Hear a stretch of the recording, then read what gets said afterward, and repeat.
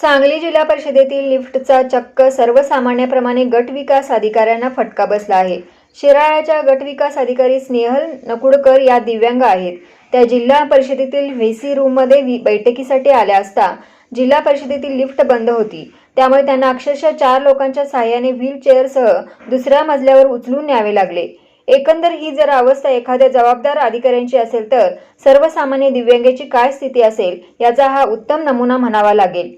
CEO आणि संबंधित अधिकाऱ्यांनी तात्काळ बंद अवस्थेतील लिफ्ट कार्यान्वित करण्यासाठी योगदान द्यावे, अन्यथा राजाने मारले आणि पावसाने झोडपले तर न्याय कुणाला मागायचा अशी अवस्था दिव्यांगांची झाल्याबाजून राहणार नाही, हे मात्र नक्की।